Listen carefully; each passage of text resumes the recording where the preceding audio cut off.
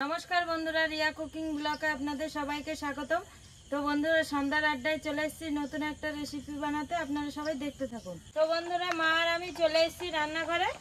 এই দেখো দুধ নিয়ে এসেছি আর এইদিকে সুজি ময়দা আর চিনি নিয়ে এসেছি। আজকে কিন্তু মালপোয়া বানাবো সন্ধ্যাবেলা, তাই মা ওইদিকে ওই দেখো নারকেল ফাটিয়ে নিয়ে চলে এসেছে। নারকেলটা মা ওইদিকে কুড়িয়ে নেবে আর আমি এইদিকে দুধের মধ্যে সুজিটা ভিজিয়ে দেব। সুজিটা ভিজিয়ে দিয়েছি, এখন সুজিটা কিছুক্ষণের জন্য এরকম করে ভিজিয়ে রেখে দেব। তো মা ওইদিকে নারকেলটা কুড়াতে থাকবে। আমি নারকেলটা ফাটিয়ে নিয়ে এসেছি, এখন কুড়িয়ে নেব। মা মালপোয়া বানাতে গেলে একটু ভিজিয়ে রেখে দিলে সুজিটা সুন্দর হয়, বলো? হ্যাঁ, না ফুললে ভালো হয় না। হ্যাঁ,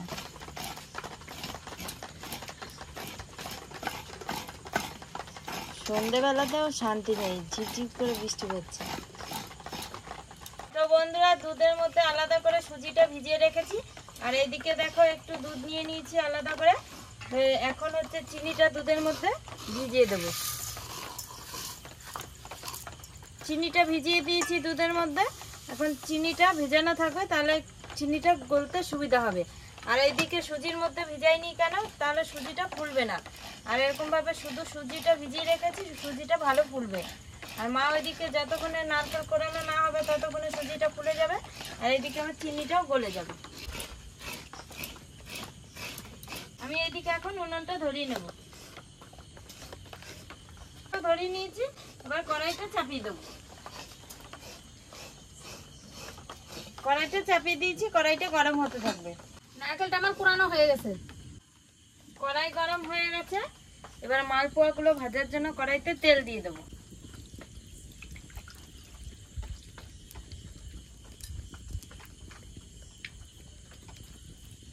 তেল দিয়ে দিয়েছি, তেলটা গরম হতে থাকবে। তেলটা গরম হতে হতে এদিকে আমি মালপোয়ার জন্য এগুলো মাখিয়ে নেব। এই দেখো সুজিটা ভিজিয়ে রেখেছিলাম, কি সুন্দর ফুলে গেছে। তো এরপরে এই যে কুড়িয়ে রাখা নারকেলটা এর মধ্যে দিয়ে দেবো।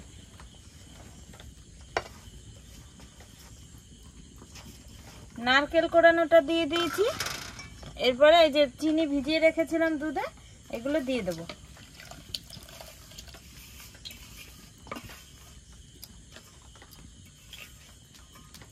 চিনি দিয়ে দিয়েছি, ওই সামান্য একটু লবণ দিয়ে দেবো স্বাদ মতো।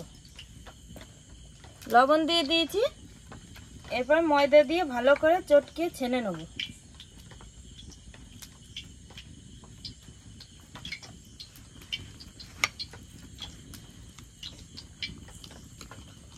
মা এই ভাদ্র মাসে তো 13 দিন না গেলে আমাদের আবার চালের গুঁড়ি দিয়ে পিঠে খেতে নেই, বলো? হ্যাঁ, তো বন্ধুরা আমাদের এই ভাদ্র মাসে 13 দিন না হলে কিন্তু চালের গুঁড়ি দিয়ে পিঠে খেতে নেই। তার জন্য অনেক দিন ধরে মানে মালপোয়াটা বানানো হয় না বাড়িতে, তাই মনে হলো যে আজকে মালপোয়া করি সন্ধ্যার আড্ডায়।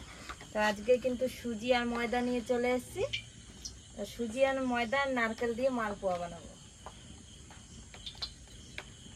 তো মালপোয়াটা কিভাবে বানাই আপনারা সবাই দেখতে থাকুন। ঠিক আছে। হ্যাঁ, হাঁড়ির মধ্যে ভালো করে মাখিয়ে নিয়েছি, তো জায়গাটা ছোট, তো তাই আমি গামলার মধ্যে ঢেলে নেব, তাহলে মালপোয়াগুলো ভাজতেও সুবিধা হবে।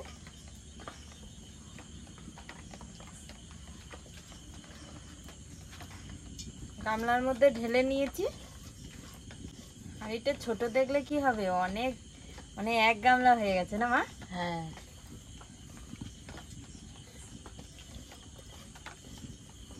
মনে হচ্ছে কইটুকুনি হাঁড়ি। তো দেখো বন্ধুরা, মালপোয়া বানানোর জন্য দেখো কি সুন্দর করে মাখিয়ে নিয়েছি। সুজি ময়দা চিনি সব কিছু দিয়ে মাখানো হয়ে গেছে। ওইদিকে আমার কড়াইতে তেলটাও গরম হয়ে গেছে, এবার মালপোয়াগুলো ভেজে নেব। তেলটা গরম হয়ে গেছে, এবার একটা একটা করে মালপোয়াগুলো ভেজে নেব।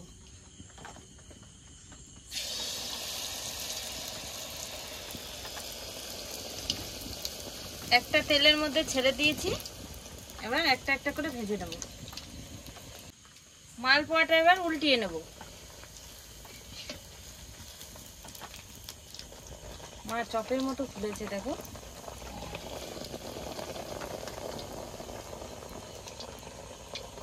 মালপোয়াটা উল্টিয়ে নিয়েছি, এবার আর এক পিঠ ভাজা হতে থাকবে।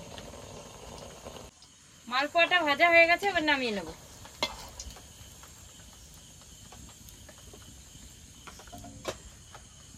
মালপোয়াটা ভেজে নামিয়ে নিয়েছি, এবার বাকি মালপোয়াগুলো এভাবে ভেজে নেব।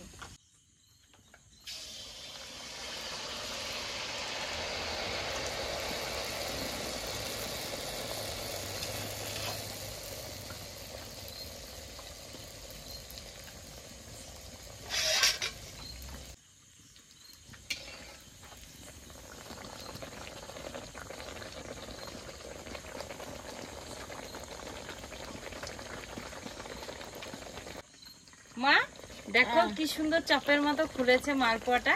হ্যাঁ, খুব সুন্দর হয়েছে। খুব সুন্দর ফুলেছে। মালপোয়াগুলো সব ভাজা হয়ে গেছে, এবার নামিয়ে নেব। সব মালপোয়াগুলো ভেজে নামিয়ে নিয়েছি। তো বন্ধুরা, আমার মালপোয়া বানানো কমপ্লিট হয়ে গেছে। মা আর আমি মালপোয়া নিয়ে বসে পড়েছি, এবার মালপোয়াটা খেয়ে নেব।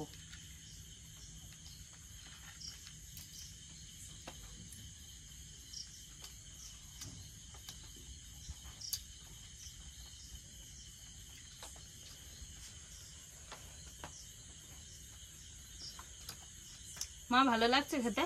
হ্যাঁ। কি সুন্দর ফুলেছে, দেখো মোটা হয়ে গেছে পুরো ফুলে। সুজির মালপোয়া কিন্তু খেতে খুব ভালো লাগছে। হ্যাঁ বন্ধুরা, দারুণ হয়েছে কিন্তু মালপোয়াটা আজকে।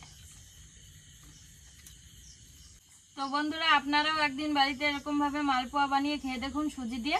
তো মার কাছেও ভালো লেগেছে, আমার কাছেও কিন্তু ভালো লেগেছে, আশা করি তোমাদের কাছেও ভালো লাগবে।